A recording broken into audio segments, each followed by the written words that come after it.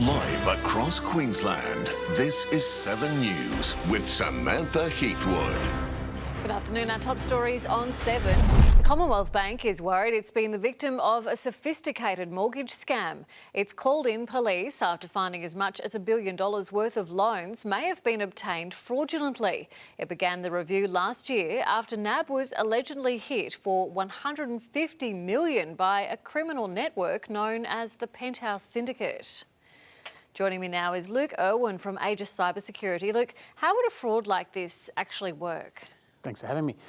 This type of fraud is generally going to be perpetrated by way of artificial intelligence. The hacking groups will use the data that's previously been stolen from the likes of the Medibank, Optus, Latitude and Qantas breaches that have been occurring over the last few years, because that builds an incredibly rich data set for these hackers to be able to go, what's your name, your address, your date of birth, your phone number.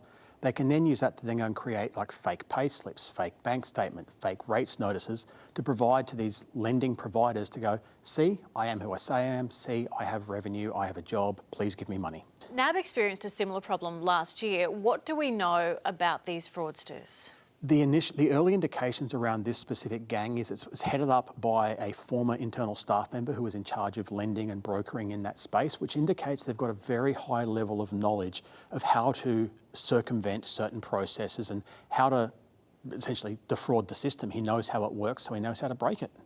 Yeah, it's scary to contemplate.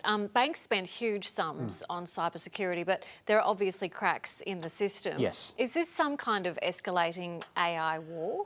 It's simply the new platform it's coming about on. If you go back 5 to 10 years, to be able to create a forged document was a high level of skill.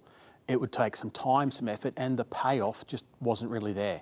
Now these hacking groups can create these documents at scale using we all use tools like ChatGPT and the like. There's actually tools called Fraud GPT, which the bad guys use to generate these types of documents. They're designed to support and enable the bad guys, available on the dark web for cents.